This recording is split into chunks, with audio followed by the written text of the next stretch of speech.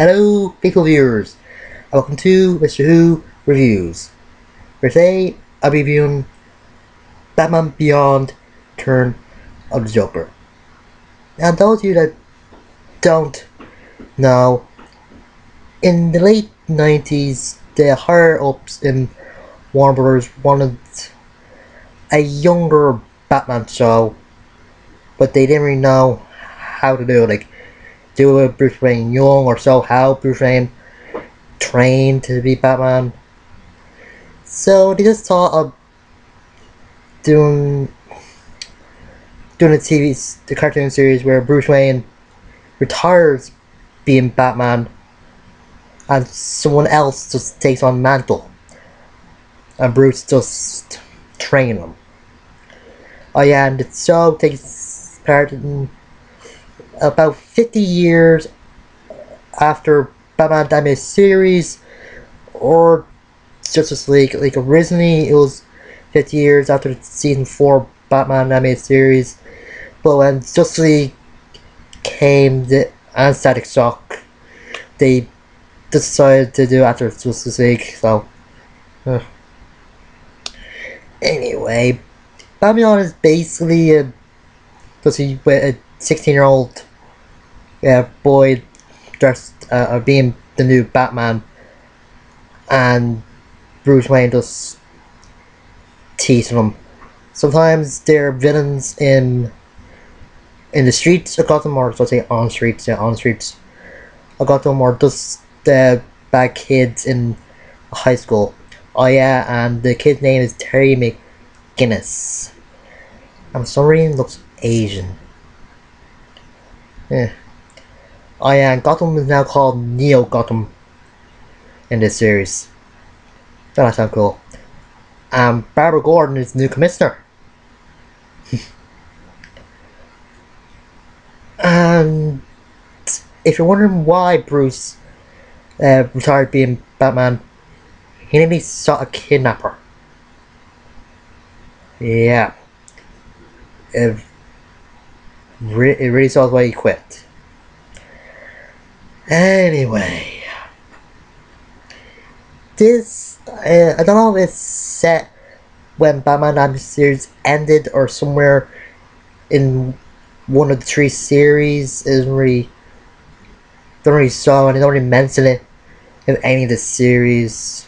So I'm just guessing it takes place after the end of the entire 3 seasons. So anyway, in this, the Joker gangs. Yeah, there's a lot of gangs in this future, and one of them is the Joker, and most easy to remember. Try to steal this futuristic hardware or this device. Terry tries to stop them. Bruce Wayne gets back control of his parents' company. Before this, his parents' company belonged to someone named Powers. I forget the fourth name. And since he's gone, he's been trying to get the control back. But this other guy, also voiced by Mark Hamill, yes, but Mark Hamill voices two characters in this, and he's the red herring in the movie, so was up for the job of head of main industries for Bruce to control again. And it turns out that the Joker had died a few years before Batman Beyond. And I know what you're thinking, the Joker dies a lot of times and he always comes back, so why is it a surprise? Because this time you actually see him die. Like all the other times, I don't even see him get he crashes into the sea in the Superman Batman crossover. He falls into a reactor in Mad Love, and he seemingly gets eaten by a shark in Laughing Fish, but we never see it. And I think Joker is just one of those bad guys, or the bad guy, that comes back.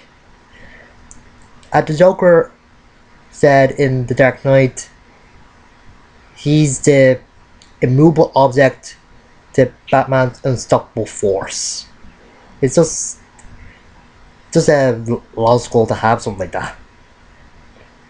Anyway, the animation of this is just good. It resembles some animes, probably Dragon Ball Z or something, and it just looks great. Like doesn't look like the same, doesn't look like the same animation from Batman anime series or Superman or some of the others, but it's good, and the music is awesome.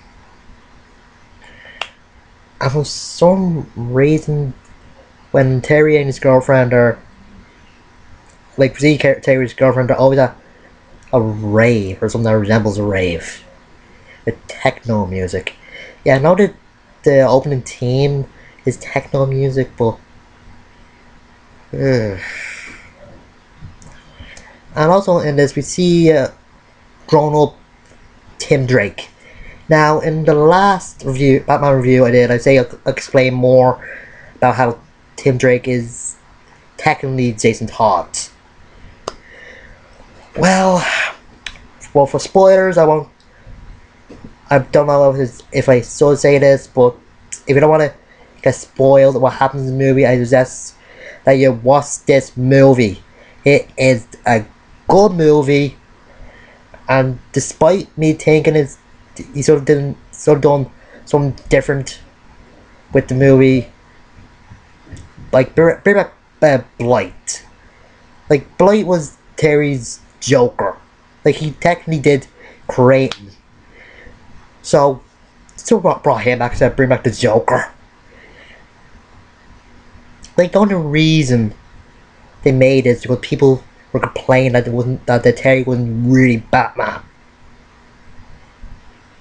I know, and it shows here that Terry is his own Batman. Just because Bruce isn't Batman anymore doesn't mean Batman is good.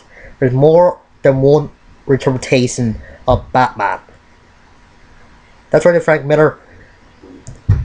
first two Frank Miller Batmans was good. There's something different than the other Batmans. Might be the same character, but it's still a bit different. I know it isn't the same character here, but yeah. Anyway, this movie is also made to bridge a connection between the fourth season of Batman anime series and Batman Beyond. If you see a young Bruce and Barbara Gordon and Tim Drake Robin those two trying to find Robin, and they find out that the Joker and Hardy kidnapped him and made him his own hellspawn of a son. I tell you, there's some creepy scenes in this movie. Some of the most creepy scenes in animated history, or cartoon history, whatever. And all because of Mark Hamill. He has to be the best Joker ever. Just the way he does the lines in it is creepy. That's what Joker is. He's like psychotic creeper of a psychotic person that's creepy, or scary, or someone that might make you hide behind the bed or on the bed, man. Ugh. And some of the stuff in this is just ugh.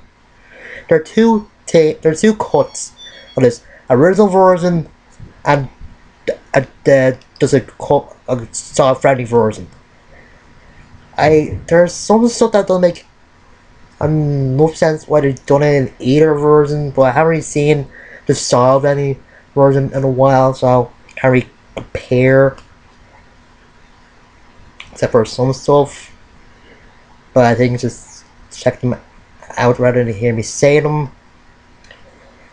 Bruce Wayne is different in this in the Batman anime series.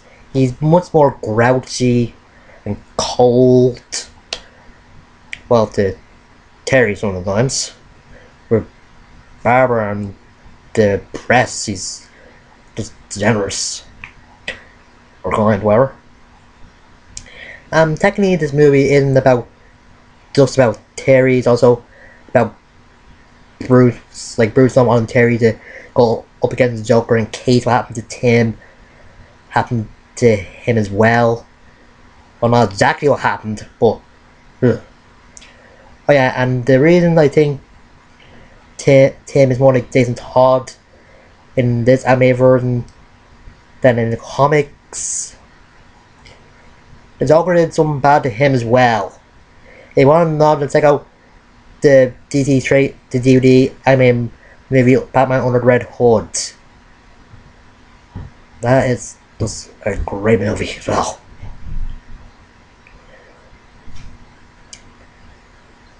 Anyway.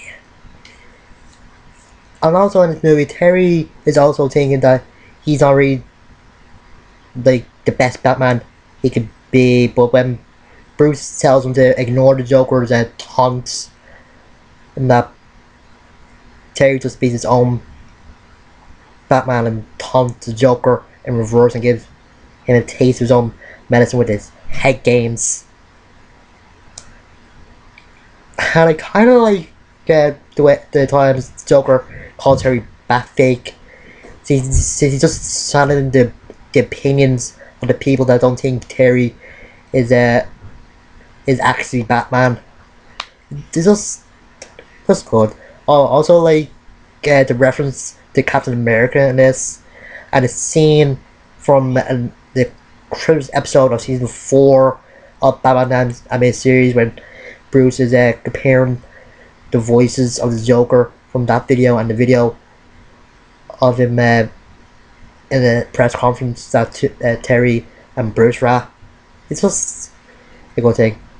Oh yeah, and in the Batcave there's a load of memorabilia, costumes, a Scarface, the Scarface puppet, the dinosaur, the freeze gun, a load of memorabilia. Like a museum down there. Yeah. Let's see. The voice acting good as always. Ken Conroy, I'll also say it once again, best Batman ever. Or best Bruce Wayne ever in this. Just great with the lines. Even if there's puns in them. Don't mind with Kevin Conroy. It's just good because he needs you puns since the Bruce in this is just like so angry and snarky sometimes. And let's see. Yeah, can't really think of anything else. So give this. Oh yeah, there's a part where Barbara's finishing the end of the story, telling the story to Terry how Tim was turned into Joker Jr., as the Joker called him, and saying that they couldn't find Hardy's body after she fell down an abyss.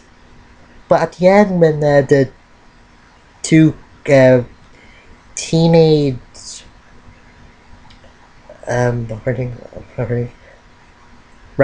the teenage Raggedy Ann,